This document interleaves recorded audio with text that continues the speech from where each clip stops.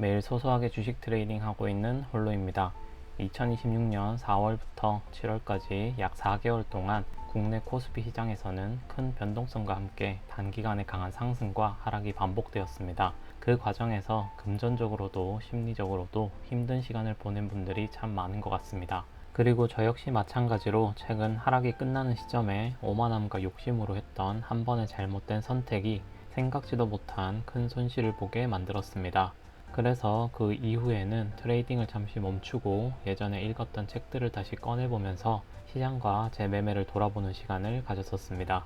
오늘은 저처럼 시장에서 잠시 한 발짝 떨어져 재정비가 필요한 분들에게 제가 책을 읽으면서 도움이 되었던 내용과 그 과정에서 들었던 생각을 이야기해 보려고 합니다. 물론 어디까지나 책을 읽고 느낀 제 개인적인 생각이니 가볍게 참고하는 정도로 들어주시면 감사하겠습니다. 제가 이번에 읽었던 책은 1912년에 처음 출간되었고 100년이 훌쩍 넘은 투자 심리서인 조지 C. 셀든의 주식시장의 심리학입니다. 처음에는 저도 100년도 더 된 이 책이 지금의 주식시장에도 도움이 될까라는 생각을 했었습니다. 아시다시피 100년 전과 지금은 거래 방식이나 정보가 전달되는 속도가 다르고 시장에 참여하는 사람들의 환경도 많이 달라졌기 때문입니다. 그런데 책을 다시 읽다 보니 크게 달라지지 않은 부분이 한 가지 있었습니다. 바로 시장에서 돈을 벌고 싶어하는 사람의 마음과 돈을 잃을까 두려워하는 사람의 마음이었습니다. 그래서 책 초반에는 장기간에 걸친 시장의 움직임은 경제나 금융 환경에 영향을 받지만 단기간에 나타나는 주가의 등락에는 대중의 심리 변화가 큰 영향을 미친다는 내용이 나옵니다. 저는 이 부분을 읽으면서 최근 시장의 움직임이 함께 떠올랐고 공감되는 내용도 참 많았던 것 같습니다. 그럼 책의 내용 일부를 잠시 읽어드리자면, 우리가 주식을 시작할 때 기업의 실적이나 경제 상황처럼 눈에 보이는 이유를 찾으려고 할 때가 많다. 그런데 단기간의 시장에서는 그것만으로 설명하기 어려운 움직임도 분명히 있다. 주가가 오르면 처음에는 의심하던 사람이 관심을 갖기 시작하고 계속 오르면 조금씩 사고 싶은 마음이 생기게 된다. 그리고 생각보다 훨씬 강하게 올라가면 조금만 더 기다렸다가 사야지 라고 생각했던 사람도 결국 마음이 흔들리기 시작한다. 반대로 주가가 떨어질 때도 비슷하다. 처음에는 단순한 조정이라고 생각하다가 하락이 계속되면 불안해지고 어느 순간에는 가격보다 두려움이 판단에 더 큰 영향을 주기도 한다. 그리고 이어서 왜 사람들은 주가가 오를수록 사고 싶어지고 반대로 하락할수록 팔고 싶어지는지에 대한 이야기를 합니다. 시장이 좋지 않은 상황에서 가격이 조금씩 오르기 시작하면 처음에는 대부분의 사람들이 큰 의미를 두지 않는다. 일시적으로 반등이라고 생각하기도 하고 다시 떨어지면 사겠다고 기다리기도 한다. 그런데 주가는 예상과 다르게 계속 올라간다. 상승이 눈에 보이기 시작하면 조금씩 사람들이 관심을 갖기 시작하고 시장이 강하다는 분위기가 만들어지면 더 많은 사람들이 매수에 참여한다. 하지만 이미 많이 올랐다고 생각해서 조정을 기다리는 사람들도 있다. 그런데 문제는 기다리던 조정이 생각처럼 오지 않을 때 일어난다. 주가는 계속 올라가고 주변에서는 수익을 냈다는 이야기가 들린다. 그러면 처음에는 신중하게 기다렸던 사람들도 이러다가 나만 놓치는 것이 아닌가라는 생각을 하기 시작한다. 결국 시장이 가장 강해 보일 때 오히려 뒤늦게 매수에 참여하는 사람들이 점점 늘어난다. 그런데 상승은 영원히 이어지는 것이 아니다. 처음 가격이 떨어질 때는 다시 올라갈 것이라고 생각을 한다. 그리고 실제로 중간중간 반등이 잘 나오기도 한다. 그러다 보니 어느 순간 사람들은 하락이 거의 끝났다고 생각할 수 있다.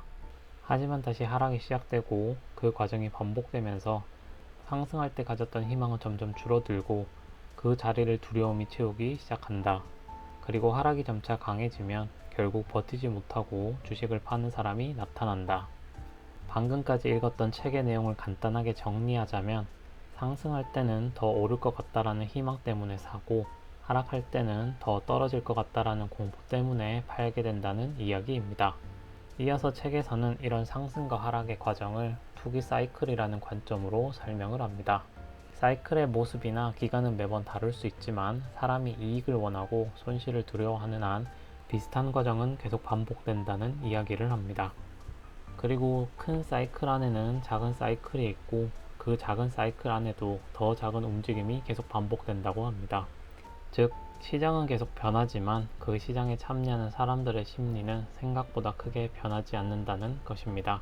100년 전과 지금은 시장 상황도 다르고 투자 환경도 많이 달라졌지만 주가가 오를 때 느끼는 기대와 욕심, 반대로 주가가 떨어질 때 느끼는 불안과 공포는 크게 달라지지 않는다고 볼 수 있습니다.